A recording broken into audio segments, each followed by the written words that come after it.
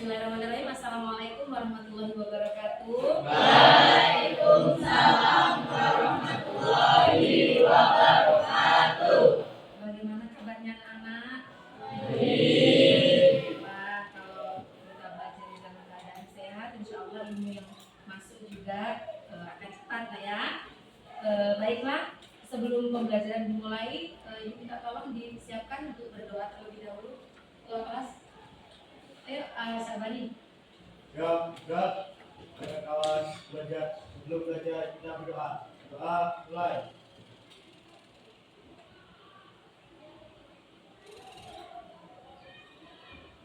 Doa selesai. Salam pada Bu Guru. Assalamualaikum warahmatullahi wabarakatuh.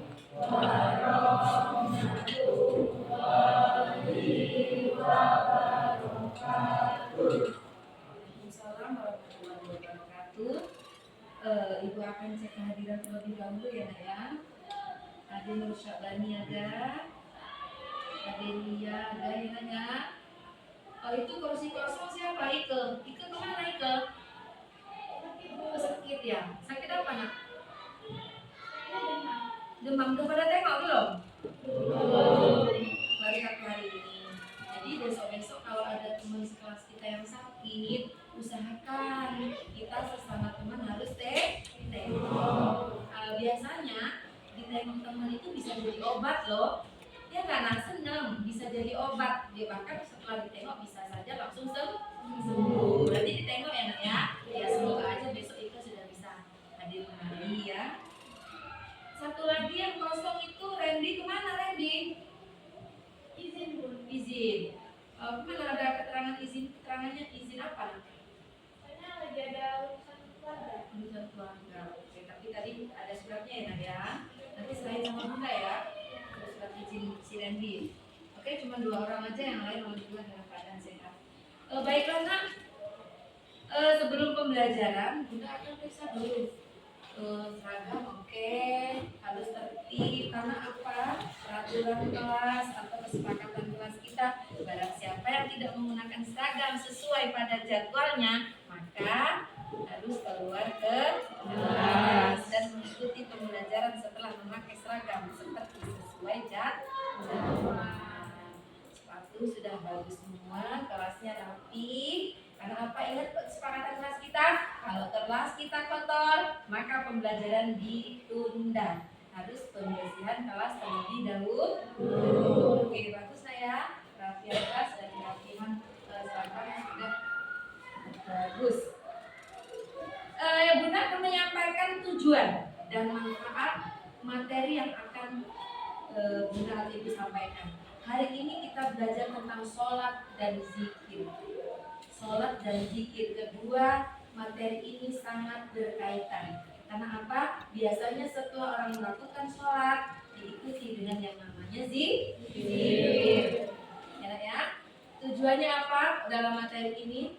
Yaitu kalian akan dapat setelah mempelajari pembelajaran ini atau memperhatikan atau membaca nanti bahan ajar yang sudah kalian pegang masing-masing. Atau nanti ada link YouTube yang bisa kalian lihat sebagai contoh pembelajaran sholat dan zikir itu ya. Kalian dapat berperilaku yang menunjukkan ketakwaan karena sholat itu kaitannya tentang tauhid, berhubungan dengan Allah.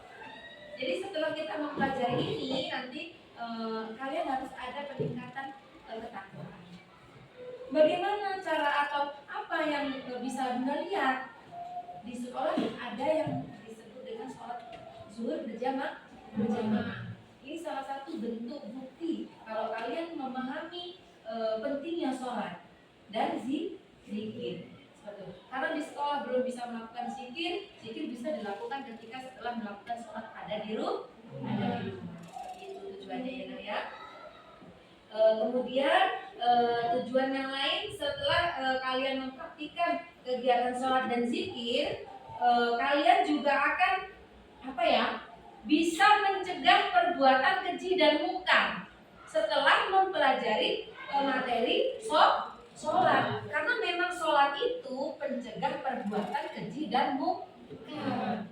Kalau orang sholat masih tetap malik, berarti sholatnya bisa dipertanyakan.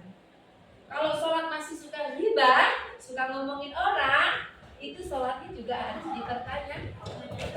Karena apa? Dengan sholat bisa mencegah perbuatan keji dan munkar. Contoh, habis sholat zuhur selesai masuk kelas, si Sabani ngomong, tadi aku ketemu Alifah loh, boncengan sama si Randy. Habis sholat ngomongin orang, iya ya. Habis sholat riba, artinya kita harus bisa membatasi. Kita barusan beribadah kepada Allah, jadi kita harus bisa membatasi untuk tidak melakukan perbuatan keji dan munkar. Ini tujuannya ya. Oke. Untuk kegiatan pembelajaran inti kita pada hari ini, silakan buka buku yang sudah kalian pegang, materi di halaman 32 tentang sholat dan zikir. Nah, silakan kalian baca dulu. Kita kasih waktu 10 menit.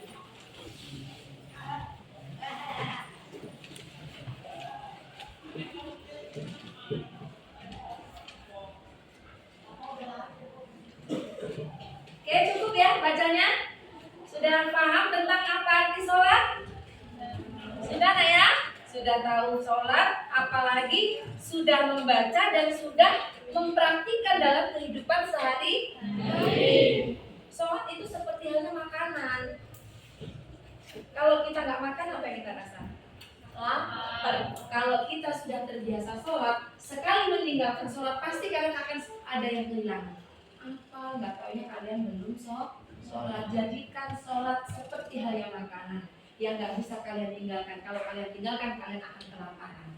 Begitu juga sholat. Kalau bisa jadikan sholat sebagai kebutuhan. Kalau nggak kalian lakukan, itu ada yang kehilangan. Kayak HP loh nak. Kayak mana rasanya kalau kalian main, HP-nya tinggal?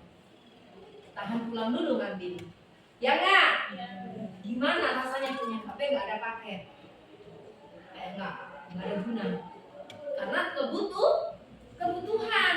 Jadi kalau bisa sholat dijadikan kebutuhan, sehingga sesekali kita meninggalkan sholat, kita akan mencari, aduh kebutuhanku belum terpenuhi, yaitu kayak makan. Coba kalian nggak makan sehari kalau pas nggak puasa, pastilah lapar, kalian akan mencari makanan. Nah begitu juga sholat. Jadi kalau bisa sholat dijadikan kebutuhan.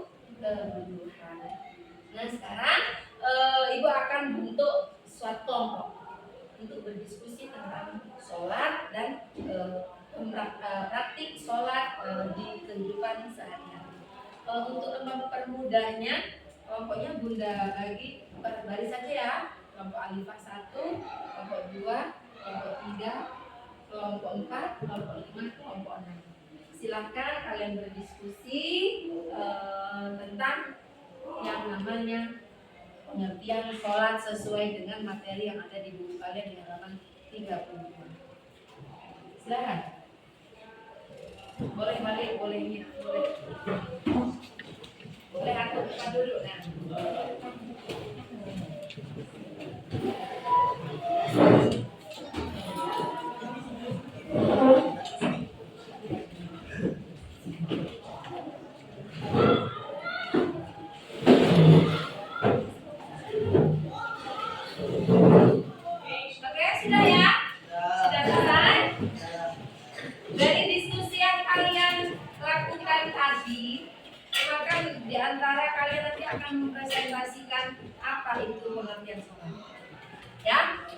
Pengertian sholat dan bagaimana cara mempraktikkan sholat dalam kehidupan sehari-hari sehingga dapat dijadikan sebagai kebutuhan untuk mencegah perbuatan keji dan munkar. Ya, oke. Ayo Alifah silakan.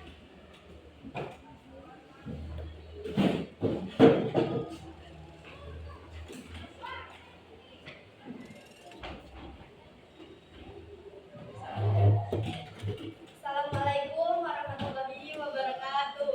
Waalaikumsalam warahmatullahi wabarakatuh. Oke, sudah cukup luar biasa ya. Kita beli aplaus dulu.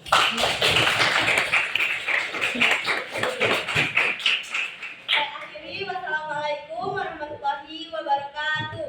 Waalaikumsalam warahmatullahi wabarakatuh. Oke, ini perwakilan dari kelompok 1 bahwasanya pengertian sholat itu adalah apa tadi? Ada yang bisa mengulas yang disampaikan oleh Alifah? Sholat itu apa? Perbuatan yang diawali dengan takbir dan diakhiri dengan salam sesuai dengan ketentuan atau rukun-rukun yang berlaku. Jadi harus mengikuti rukun-rukunnya. Ini adalah pengertian sholat. Oke, sekarang cukup untuk materi hari ini. Sebelum Bunda tutup, Bunda akan tanyakan perasaan kalian belajar hari ini. Boleh raise hand atau boleh angkat tangan.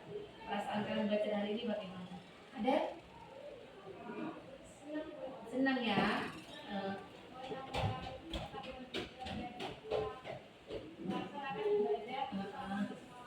Oke, senang karena memang materi sholat ini penting ya nak ya. Sebagai kegiatan kita atau kewajiban kita yang harus kita lakukan dalam kehidupan sehari-hari. Mungkin itu saja yang bisa Ibu sampaikan. Tugas kalian di rumah mengaplikasikan, mempraktekkan apa yang kalian dapat hari ini untuk melakukan sholat dalam kehidupan kalian sehari-hari. Selain luhur yang dilaksanakan ada di sekolah, berarti ada 4 waktu. Mungkin itu saja yang bisa Ibu sampaikan. Ibu akhiri, wassalamualaikum warahmatullahi wabarakatuh. Waalaikumsalam